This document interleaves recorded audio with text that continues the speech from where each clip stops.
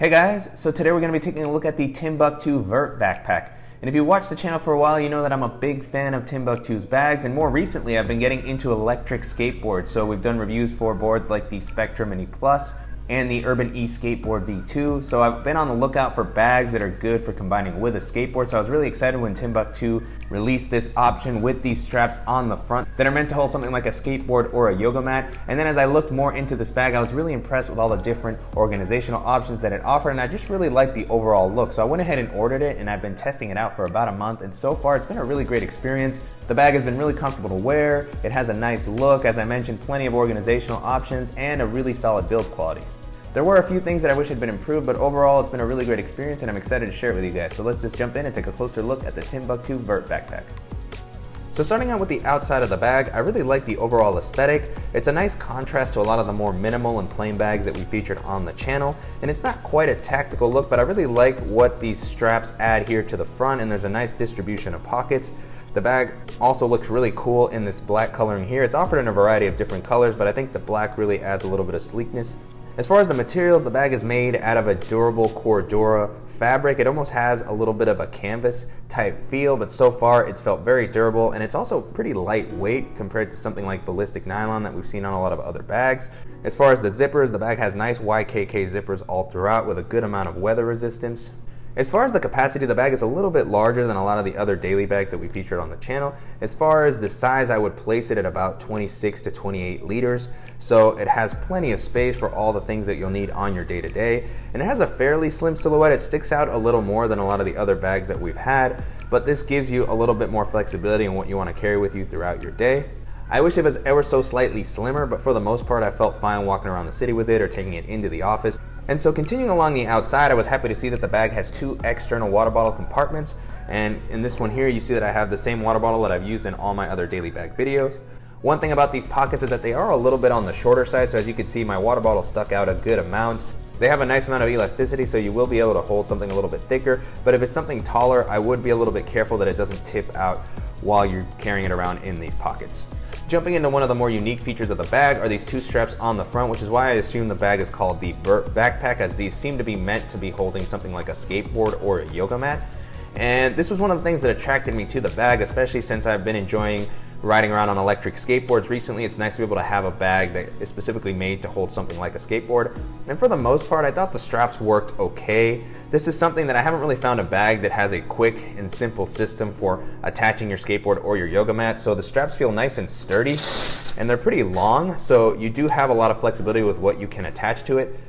But even though I was able to tighten my skateboard and attach it, when I was carrying it, it didn't feel super secure, and it wasn't always super quick to be able to get my skateboard in and out of these straps. So still not an ideal system. I do like the fact that they were included, and again, I also like the look that it gives to the bag.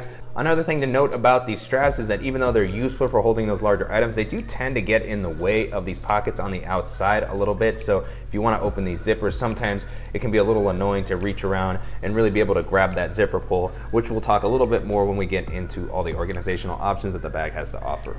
Next up, I want to talk about the straps and the back paneling, and so far the bag has been pretty comfortable to wear. The straps are nicely padded, they're really soft. On the inside, this material here isn't quite mesh, so you do still have moisture building up a little bit when you wear it with a lot of weight.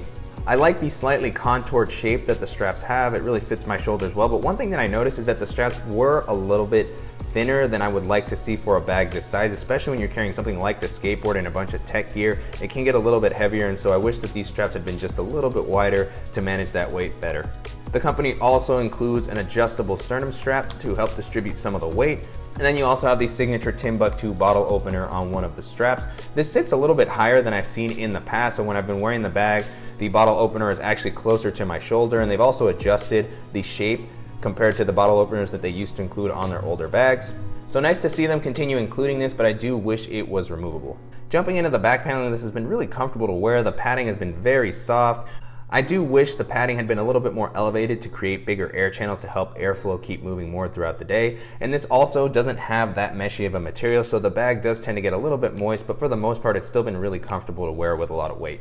Jumping into the organizational options, this is an area where the bag definitely excelled. There's lots of pockets for you to spread everything out. So starting with this quick access one here at the top, it has a nice wide opening. A really nice thing about this compartment is that it has a soft fleece lining on both sides, so this is gonna be a great spot for some of those more delicate items. Currently what I have in here is my Ray-Bans with their case, and then I also have my Apple Magic Mouse. And as you can see here, plenty of space here. I like how much this comes out, so if you have a little bit of a bulkier item, this is gonna be a good spot to put that. Moving towards the middle of the front, there's two very similarly sized quick access compartments here that have a side access zipper. And the openings for these are a little bit on the smaller size, especially considering how much the compartment comes up. They do have a fair amount of volume, which I liked. So currently what I have in here is my GoPro Hero 3 Plus, and there was a little bit of leftover space in there, so if I had something small that I wanted to toss in, it would have worked out well. As you can see, I can fit all my fingers in here. Because the zipper opening is not that wide, it's a little harder to get my whole hand, but I can squeeze it in just to give an idea of the size of the pocket. On the other side, as I mentioned, a similarly sized compartment. This one has the additional bonus of including a keychain tether. I really like the length added here to make it very easy to reach in and just grab your keys. It also has a nice metal clip as opposed to the plastic ones that we've seen on a lot of different daily bags, and so that makes it very easy to get your keys in and out. Currently what I have in here is just my Gerber shard. And for the most part, I keep this pocket a little bit emptier because I have a pretty bulky keychain with my car keys and everything, so I just attach it and throw it in here and kind of leave this pocket just for the keys and maybe for some EDC tools if I have something like my Gerber dime that I want to toss in. And then at the bottom, you have one more larger quick access compartment. As I was mentioning earlier with the strap, it can be a little bit annoying to get to this zipper when the strap is attached, just because it kind of covers it. And also, if you have a skateboard or a yoga mat attached with these straps, you're not going to be able to get into this compartment at all without removing it. So that's just something to note when you're organizing everything throughout your day. But if you don't have anything here and you just want to use this compartment, it does offer a nice amount of space, a good amount of volume as well. If you have bulkier items here, this would be a good spot for them as well. So currently what I have in this pocket here is just a lightning cable for my phone. And then I also have my Blue Pop portable Bluetooth speaker and power bank. And then this compartment also does not have any sort of fleece lining or internal organization. So just a simple big pouch for you to throw your stuff into.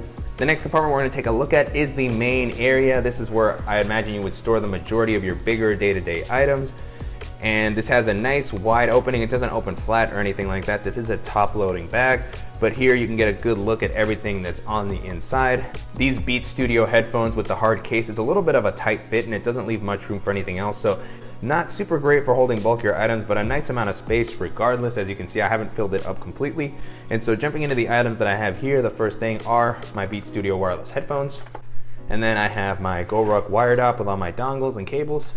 Next up, I have a full-size moleskin notebook. Then I also have a simple folder for my papers and receipts. And now with the compartment empty, you can get a better feel for the capacity. I wish the lining on the inside had been a different color. With the black, it can be a little bit hard to see if there's anything on the bottom. And then it's nice that at the top, you have this smaller organizational area so that if you have smaller items, they don't sink down to the bottom. So there's just some simple slip pockets here. In the back, there's a larger pocket where I currently have my UTech wireless charger for my phone. And then I also have a simple Field Notes notebook. And then on the front of that, there's just a variety of smaller slip pockets. So there's a small one here where I currently have a small portable battery. I wasn't really sure what to put in this compartment. This might also be a good spot for holding something like a dongle that I would use with my Touch Bar MacBook Pro, but it wouldn't really be big enough to fit a mouse or a hard drive or anything like that. And then next to that, you have a few slots for something like pens or something like a stylus that I have here. So a nice amount of space and organization provided in this main area. It's a little slimmer than I would have liked considering how big the bag is, but it's able to hold everything that I typically need to carry with me pretty easily. The last pocket we're going to be taking a look at is the laptop area. So this is another top-loading compartment that opens up fairly wide. It's pretty big considering that it's mainly meant to hold the laptop and some of your other tech accessories. So currently what I have in here is my Levitate portable standing desk, and that fits in there easily. And then I don't really have anything else in this compartment. I didn't want to have anything pressing up too hard against the laptop. There's no separate sleeve to hold something like your tablet, which would have been nice to see. And then for the laptop, there's just this very simple padded sleeve. There's no sort of felt lining on the inside. And this is a little more flexible than I would typically like to see for a laptop pocket. But a really nice thing about it is that it is elevated off the bottom of the ground. And as you can see, my 13-inch MacBook Pro fits in there pretty comfortably. You could definitely fit up to a 15-inch laptop in here. This sleeve is pretty slim, so if you have a thicker device, I feel like it would be a pretty tight fit, or you might have to place it outside of the sleeve, so that's just something to keep in mind.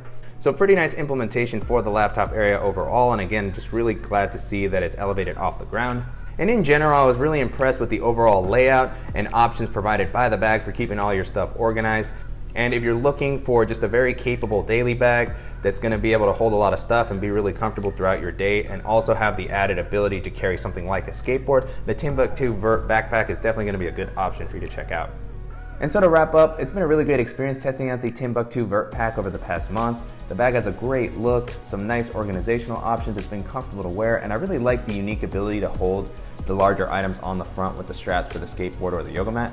And so you can purchase this on Timbuk2's site or on Amazon for about $130. And I think this is a pretty reasonable price considering the build quality and unique features that the bag offers. It's also pretty in line with a lot of the other high quality EDC bags that we featured on the channel. With that being said, at this price point, there are a lot of great options to choose from. As I was using this, one of the first bags that came to mind was the Timbuk2 Showdown, which we actually looked at a while back on the channel. That bag had some similar organizational options to this one. It was a little bit smaller and it didn't have the straps on the front, but it was a really comfortable and well-made bag. And if that bag is still available, it also came in at under $100, and so that would be a good option to check out, especially if you don't need to carry a skateboard or a yoga mat or anything like that. Also from Timbuk2's line of bags, this reminded me a little bit of the Timbuk2 Uptown. And that bag was also a little bit larger. It was actually really great for holding some items if you wanted to travel for a weekend or something like that. And it also had lots of pockets and organizational options. It had a little bit more of a professional look in my opinion, and it didn't have the straps on the front either. But if you're looking for something this size with the Timbuk2 brand, the Uptown may be another good option to check out. Another bag this reminded me of was the Boundary Supply Errant Pack, which also is a very well-made, comfortable bag that has a lot of great organizational options. It doesn't come with straps such as these on the front, but it does have the ability to add straps to hold larger items. It also has just kind of a nice explorer vibe, which I associated with this bag as well. That bag, it comes in between $120 and $150, and it's going to be really well made. And if you're looking for maybe a slimmer and smaller bag than this, with a similar aesthetic, the Boundary Supply Errant Pack is also going to be a good option to check out. The next bag this reminded me of was the Bellroy Classic Plus, which has been one of my favorite daily bags that we've looked at as of late. Very well made and comfortable to wear. It also had some nice organizational options. It had a little bit more of a minimalistic and maybe professional looking style than this, but just lots of different places to organize all of your stuff. And that one's going to be a little bit more expensive than this. It comes in at around $200, but in my opinion, it feels a little bit better made. It has more of a premium feel. And it's just going to be a great all-around daily bag if you're looking for something with a little bit of extra capacity but that has a nice and slim form factor.